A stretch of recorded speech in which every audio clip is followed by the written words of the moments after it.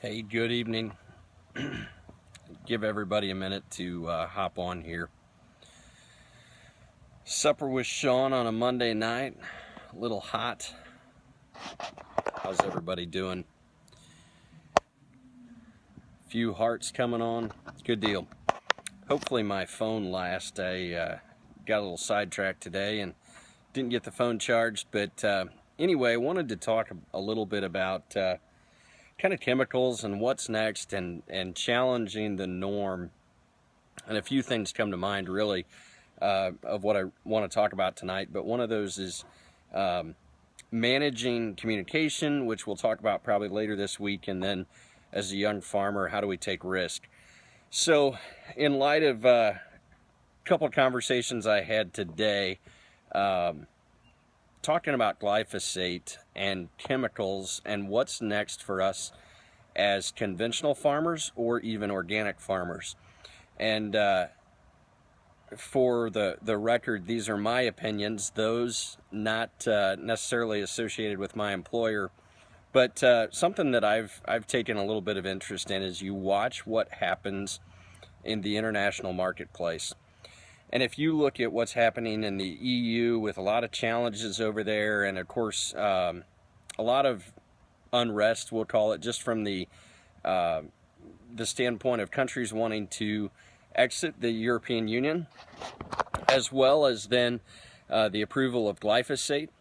And if you think about, as a conventional farmer, what would you do? We all try to use different modes of actions to control our weeds, but what if you didn't have glyphosate that you could use to manage weeds on your farm? What would you do? And are we prepared for that? Because depending on the groups or the people that you talk to, there might be the day that European fight comes to the U.S. We don't necessarily do a good job of communicating how or why we use certain methods of farming, but we need to make sure that we're communicating. And that goes in a lot of different ways, and I'll talk about a few of those other challenges of communication, whether it be in our jobs or in leadership or even on the farm. But I think we have to challenge ourselves. One night I did a Periscope on what's the next crop? Are we thinking outside of the box? Are you trying to be 5 or 10 steps ahead of where the activists are at or where the industry's at? And I think a lot of that goes back to networking with people who are in the know, who understand agriculture and the industry and what we're up against, because we don't fully understand the power of the activist and the groups that have the money to get behind an effort, especially if it passes in the EU, what's going to happen in the United States. And I think we have to prepare ourselves for that. And understanding that organic farmers are using chemicals and pesticides, I think we have to be ahead of that and think, how are we going to manage if tomorrow we wake up and we have that ban coming on U.S. soil?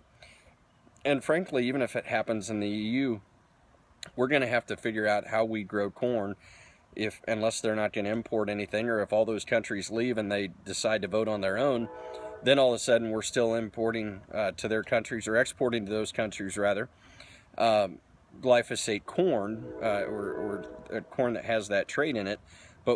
But challenge yourself to think outside of that box of how are you going to manage your farm, or what are you going to do? And as I read a book from I believe it was written in 1947, I just started it, and it's How to Start and Manage a Farm.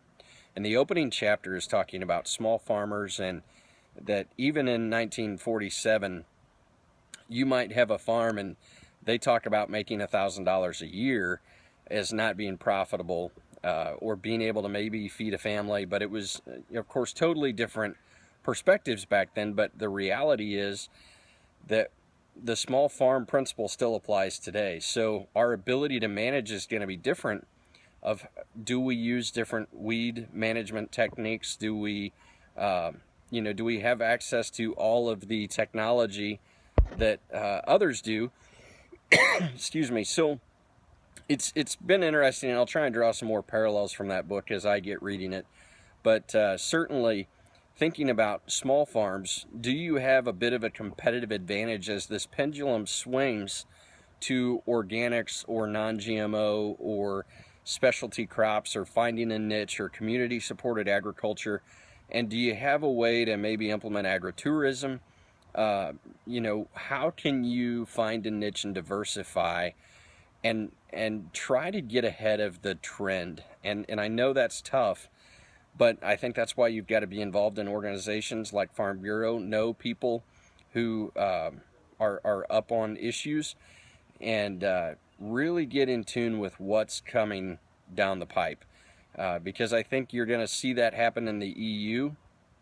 Unfortunately, this country wants us to farm like our grandparents did. They don't realize the advancements in technology.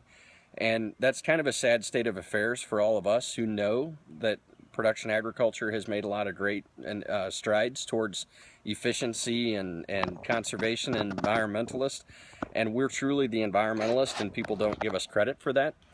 But I think this provides an opportunity as a young farmer and one involved in conventional agriculture that we can get ahead of this curve, think of what's happening next, and think of what's going to happen to your farm if we don't have the ability to use glyphosate and arguably any other chemical that's out there.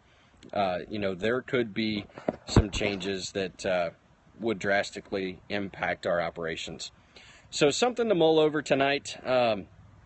You know, again, these are just some of my opinions, not necessarily those of my employer, but something to think about as we challenge ourselves in diversification, in managing our risk and our ability to remain in agriculture, despite of changes that people outside of our industry might try to force on us. So the rest of this week, I'll probably talk maybe one night about how to manage risk or how to talk about take risk. And we'll talk a little bit about communication and leadership as well. So with that, thanks for watching Supper with Sean. We'll catch you tomorrow night.